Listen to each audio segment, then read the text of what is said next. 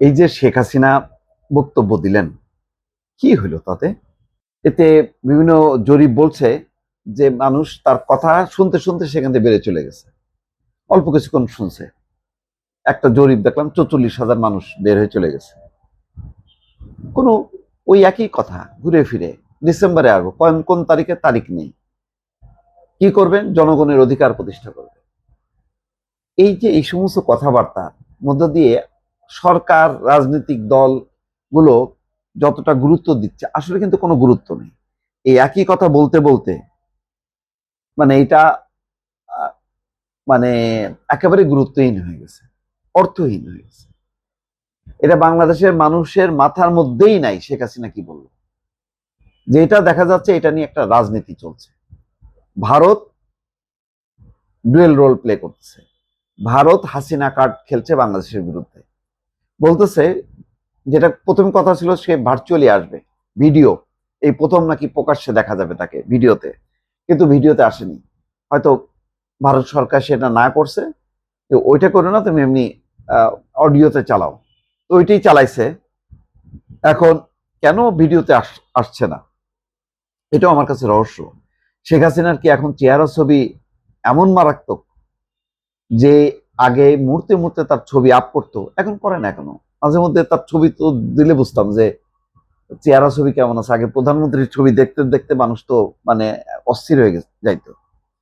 এখন তো যাই হোক, সেটা অন্য বিতর্ক। কিন্তু এই যে ভারত কেন, ভারত হলো এই কার্ডটা খেলতেছে বাংলাদেশের বিরুদ্ধে, তার ক্ষোভ রাগটা ঝাড়ার জন্য, যে আমার কাছে নথি স্বীকার করো। আর বাংলাদেশ এটা নিয়ে অস্থির অবস্থার মধ্যে পড়ছে, তীব্রভাবে চালাচ্ছে, যে দুই দেশের সম্পর্কের জন্য অত্যন্ত ক্ষতিকর। বাংলা আনুষ্ঠানিকভাবে কালকে দেখলাম রিয়াক্ট করছে, আজকে পররাষ্ট্র প্রতিমন্ত্রীও কথা বলছে। তারপরে এনসিপির নেতা আসিফ মাহমুদ সজীব ভুঁইয়া বলছে শেখ হাসিনার সংবাদ সম্মেলন দেশের সার্বভৌমত্বের জন্য কোনো হুমকি। এইটাকে এখন আসলে আমরা মোকাবেলা, ভারতের সাথে তিক্ততা করে লাভ নেই। এটাকে ইগনোর, সিম্পলি ইগনোর। ইগনোর করাটাই হবে সবচেয়ে। আচ্ছা, বলছে বলুক, কি হবে তার এই বলাতে কি বাংলাদেশে কি কম্পন শুরু হয়েছে? জনগণের মধ্যে কি একেবারে হয়েছে?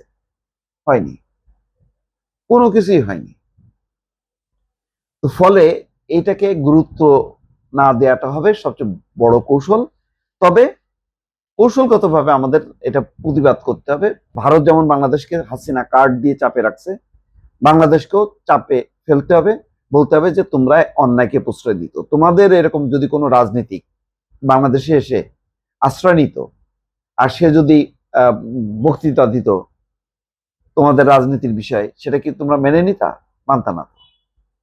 তাহলে বাংলাদেশে এর আগে পলাতক জঙ্গি বিচ্ছিন্নতাবাদীদের আশ্রয় ছিল না, হাসিনা এনে ধরে ধরে দিয়ে দিছে। এখন যদি ওই পলাতক আসামিরা বাংলাদেশে আসে আর বাংলাদেশ যদি আশ্রয় দেয়, তখন কি বলবা? তো যাই হোক, এটা হলো পয়েন্ট, যুক্তি। কিন্তু যেটা হলো যে 1 বছর আগেও, গত বছর যখন কি এরকম বক্তৃতা দেবে বলে একেবারে 32 নম্বর বুলডোজার টোজা দিয়ে কি একটা অস্থিরতা, এই অস্থিরতা যদি করা হয় তাহলে বোঝা যাবে যে শেখ হাসিনা একটা ফ্যাক্টর।